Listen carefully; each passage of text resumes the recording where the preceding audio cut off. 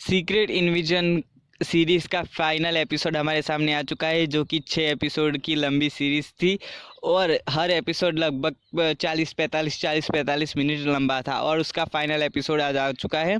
और मैंने देखा फाइनल एपिसोड और मुझे बहुत अच्छा लगा फाइनल एपिसोड। फुल सीरीज़ की बात करें तो फुल सीरीज़ में सबसे पहले इसकी स्टोरी की बात करें तो इसकी स्टोरी स्क्रल पे बेस्ड है कि कैसे स्क्रल पृथ्वी को इन्वेट कर रहे हैं, कैसे स्क्रल पृथ्वी के अलग अलग हायर पोजीशंस में घुस गए हैं।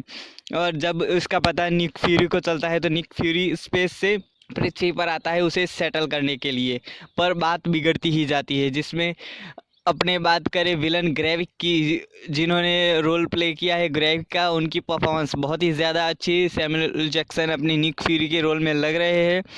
और अगर बात करें स्पेशल, मैं बात करना चाहूँगा एमिलिया क्लार्क और ओलिविया कॉल्सन की, जिन्होंने बेहतरीन परफॉर्मेंस दी है। ओलिविया ऐसी एक्टिंग की, ओलिविया कॉल्सन ने अपनी ऐसी एक्टिंग दी जिससे निक फ्यूरी तक का कैरेक्टर ओवरशैडो कर गया था इस सीरीज़ में। और सीरीज़ पूरी की पूरी सीरीज़ सीक्रेट इन्वेजन पे ही बेस्ड है, कैसे कि स्क्रल इन्वेजन करते हैं पृथ्वी पर। और अगर इसमें राइटिंग की देखें तो राइटिंग उतनी ज़्यादा मुझे अच्छी नहीं लगी, क्योंकि राइटिंग में हर एपिसोड के बाद घूम फिर कर कहानी थोड़ी रुक जाती थी। तो और इसका फाइनल एपिसोड देखने के बाद मुझे सेटिस्फेक्शन मिला, और आप अगर पूरी सीरीज़ देखोगे तो आपको सेटिस्फेक्शन मिलेगा। और इसका एंड भी ऐसे किया गया है कि सीरीज़ का फिनाले भी हो जाता है, एक कहानी फुल भी हो जाती है और सीज़न 2 के लिए कहानी बच भी जाती है। ऐसे इसका फिनाले किया गया है, यानी कि इसका सीज़न 2 नहीं भी आया तो भी ये एक सेटिस्फेक्शन एंडिंग है। और सीज़न 2 आ भी सकता है, सीज़न 2 के बहुत सारे चांसेस है।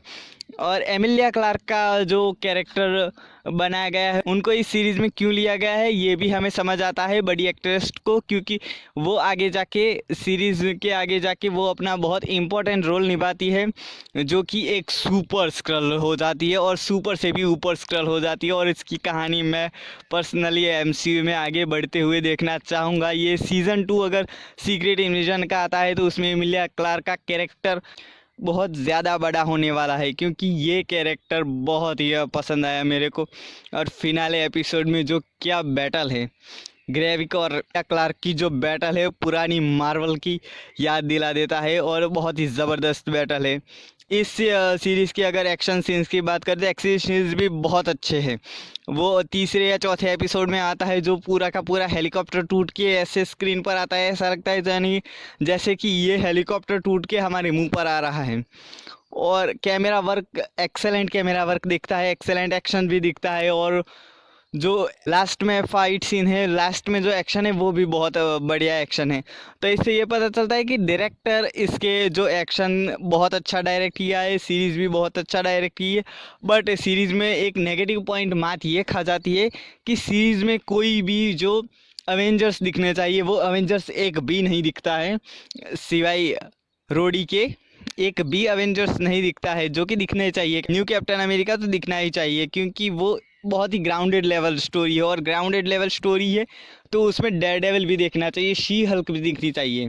पर कैरेक्टर लिबर्टी नहीं दी गई है डायरेक्टर को, जिसकी वजह से उन्हें निक फ्यूरी के कैरेक्टर पर ही पूरी सीरीज़ बेस्ड करनी पड़ती है। इसीलिए हमें उनकी बैक स्टोरी दिखने मिलती है सीरीज़ में। बहुत रूम की 2-3 कन्वर्जेशन हो जो हमें रूम में देखने को मिलती है।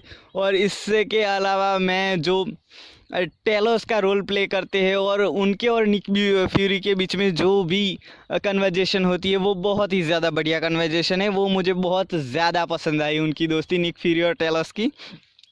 और हमें थोड़े बहुत टर्न एंड ट्विस्ट भी देखने को मिलते हैं, यानी कि ये मार्वल की एक अच्छी खासी सीरीज़ है जो आप देख सकते हो। इसका पोटेंशियल लेवल बहुत बढ़िया था, ये अपने हिसाब में बहुत ज़्यादा कर सकती थी, पर उसके बारे में सोचते नहीं है कि इसका टाइटल था सीक्रेट इन्विजन, ये अपने टाइटल को तो जस्टिफाई नहीं कर पाती है, जो कि कैरेक्टर लिबर्टी के चलते ये नहीं हो पाया। वरना बहुत अच्छा डायरेक्ट हो सकता था, बहुत अच्छी बन सकती थी, बहुत ऊपर तक हो जा सकती थी ये। पर एक सेटिस्फाइंग तो है ही, एक सेटिस्फाई सीरीज़ है ही। ये ऐसी सीरीज़ नहीं है कि तुम वेस्ट कर देते हो, शी हल्क जैसी सीरीज़ नहीं है।